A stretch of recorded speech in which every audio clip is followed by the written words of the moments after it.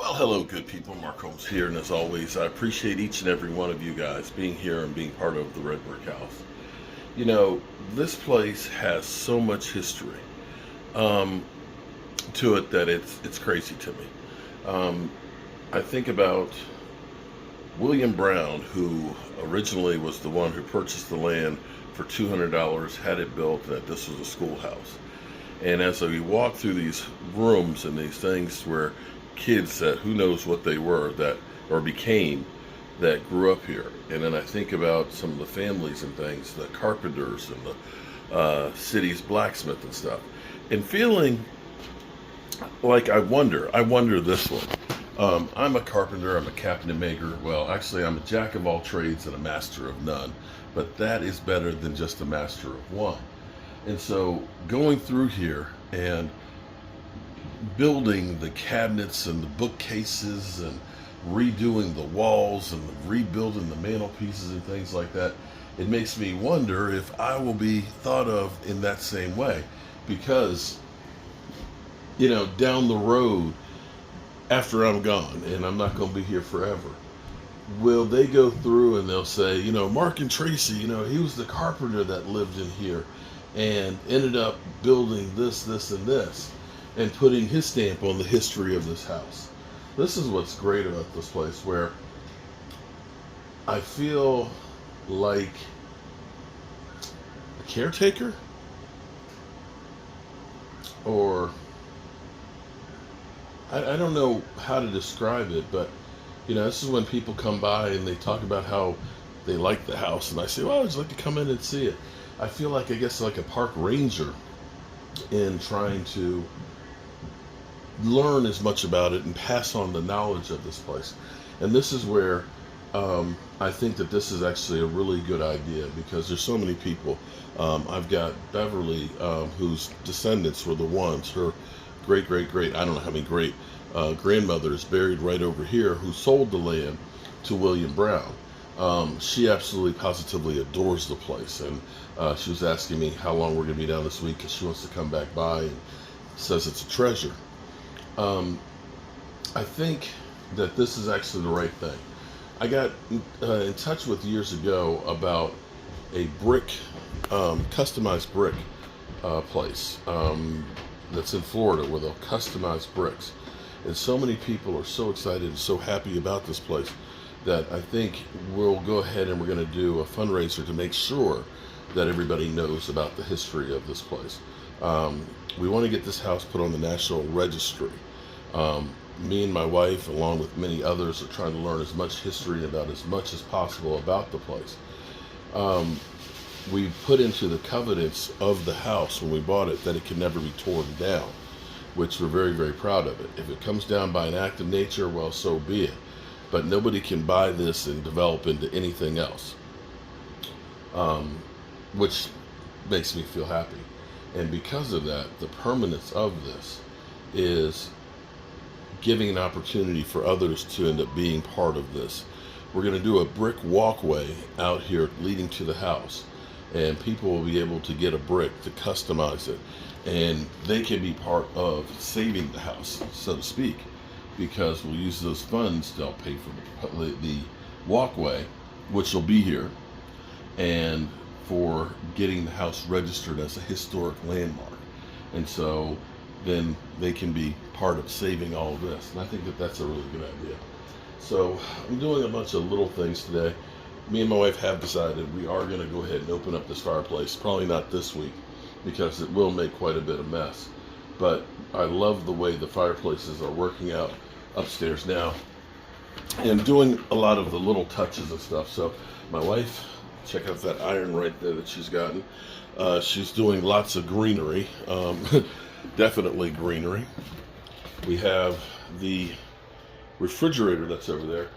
She's trying to decide if she likes those prints or not. Of course, our P. Buckley Moss print over there. And come April, she's supposed to be coming back, and we will be finished where she will be able to repaint the place. That will be incredible. Let me show you here. We have our porch swing, but I've got to actually do some carpentry work on that to make sure that it's going to be sturdy. But look at that. Look at that with the shutters on it. So I have to build the shutters to go down here, and I think I am about 2 boards short of having enough wood for doing that whole thing. So I'm going to need to go back to Legacy Lumber and get some more lumber to finish those off. But I think that detail, and see, here's where it's cool, because when P. Buckley Moss painted it, the shutters weren't in the picture. So when she comes back and repaints it, these shutters will be on here. And I think that kind of really sets it off. Now here's what's funny. Oh my God, this is so funny. As we were pulling back up, my American flag's gone. Oh, I forgot. My wife took the flag down because it clashed, or I was like, somebody took my flag. She took it down with the Christmas decorations. But what my wife said is, you know what this looks like? She said it looks like a Monopoly hotel. And damn if she's not right. When you drive up on it, it looks like a Monopoly hotel.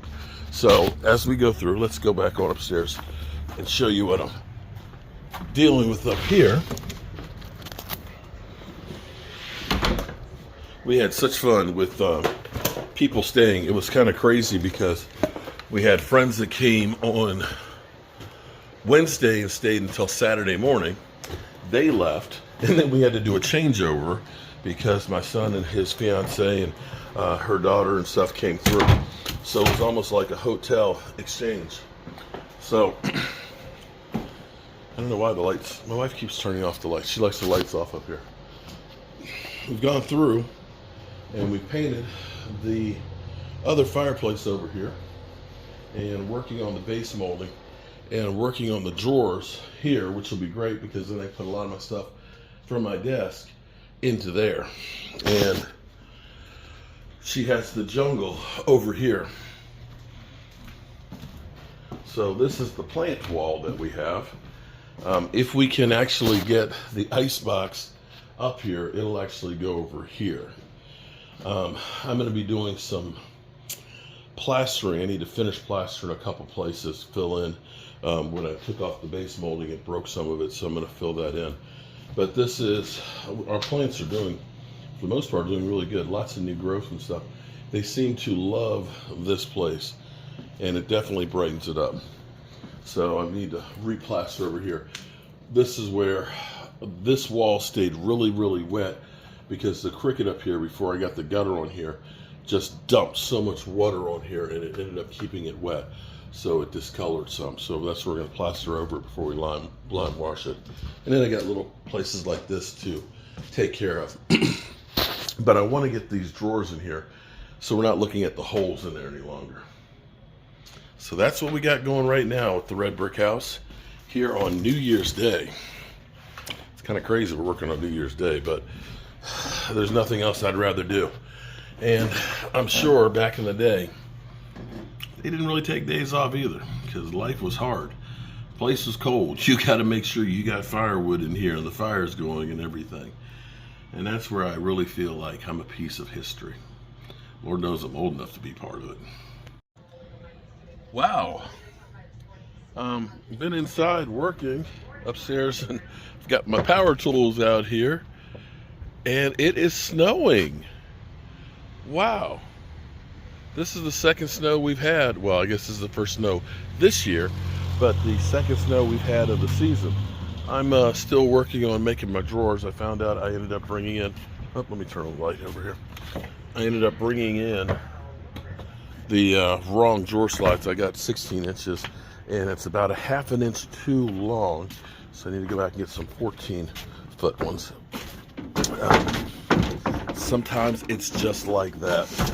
So I'm going to finish these off, and probably, excuse the noise, I've got to get the finished plaster out of the basement. That's the nice thing about the plaster, is once you mix it up, you put the water on top of it, and it will stay good for a couple of years, believe it or not. And it's actually better to have it age, because then it actually cures faster and stronger. So Fortunately, I've got plenty of it mixed down in the cellar and protecting it from freezing. And I'm going to get a bucket of that, and I'm going to fix some of the plaster upstairs. Wow. It's too warm for this to stick right now, but I'll have to check and see if it's going to get colder tonight. I mean, it's only been in the 30s today, so this is not a surprise. And it's been cloudy. But it is pretty.